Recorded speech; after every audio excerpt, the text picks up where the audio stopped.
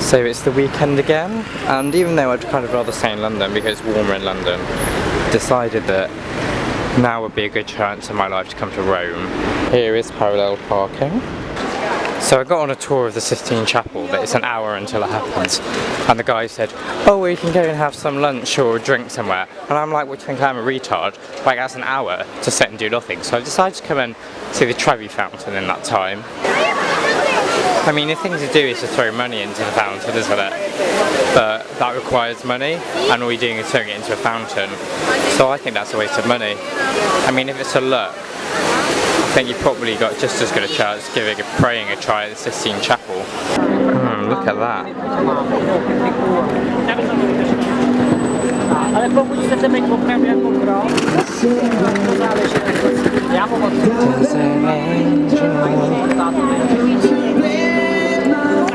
think the thing about Italy and many of the European countries is that they need to update the music catalogue.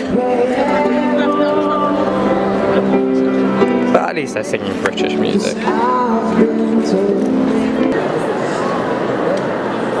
It's nice that something's free. I've actually been in a Pantheon before. The one in Paris, which interestingly you had to pay for, so go figure. A lot of dome and column combinations in Rome, places where this sort of thing, standard for this sort of thing. Just off to see the Pope. There he is. Buongiorno. In tanti paesi si celebra la festa della mamma. Ricordiamo. This is a very interesting banner. I'd like to see how this banner would go down in the UK. This is an interesting metaphor.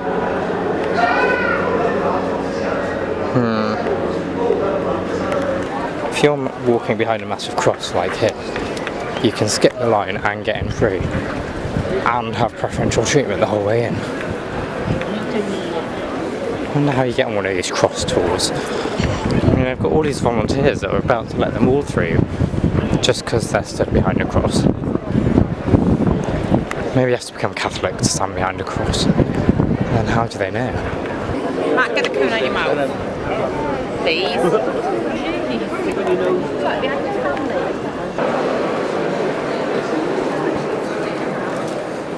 So I'm on this tour around Vatican City. The biggest temple of the Rome of the antiquity. So the Pope is telling us. Silenzio. Silence. Silenzio. Non vincersi da morire. Silence. Quite like this structure. Alright,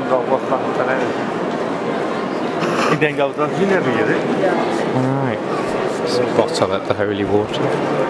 Pantheon tick, Trevi Fountain tick, Sistine Chapel tick, St. Peter's Basilica tick. All I need to do now really is a Colosseum. Might even have enough time to go to the beach at this rate. Oh, look at that. The way the trees look like they're sitting on the top, but they're not, there's just a hill behind it. Pretty sure this is an Asda jacket coming up here.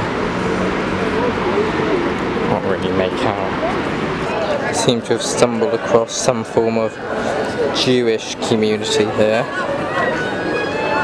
Everything's a bit kosher this, kosher that. I mean, this is an interesting phrase. Doesn't seem to be a dairy bar particularly.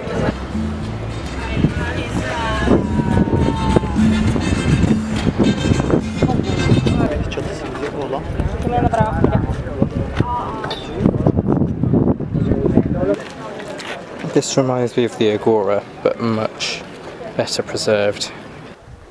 When you walk around this area, it's just hard to actually imagine and believe that these structures are thousands of years old, and that people lived here in a very advanced and developed city for the time.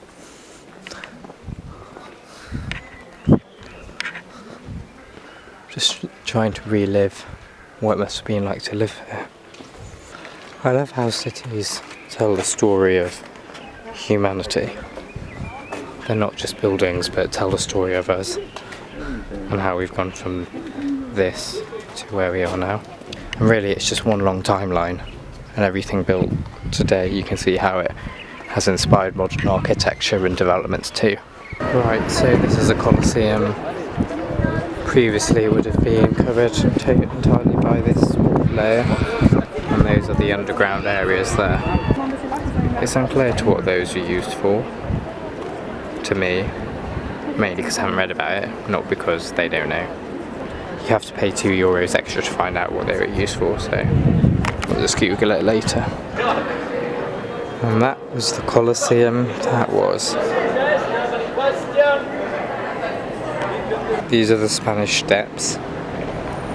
I appreciate you can't see them. That's partly because I also can't see them. Must be installing some kind of escalator system. Can anyone with money help me work out whether this is actually a designer shop or not? This is a pleasant building. I think that it's time that society starts to stand up to this ridiculous issue, because there are so many fountains around the world that seem to say this, yet they're designed to be walked in. I mean, this one even has steps into it. This wall in the background actually has water coming down it, so there's steps into it. It's got a little promenade thing here. It's flat, and it has a place where you can sit and dangle your feet in. So if they don't want you to walk in the fountain, then don't design it to be a fountain that can be walked in. This is Caesar's mausoleum. Not entirely sure why it's not an attraction and why it's all closed off. And there we go. He's in there somewhere. Here's something else old.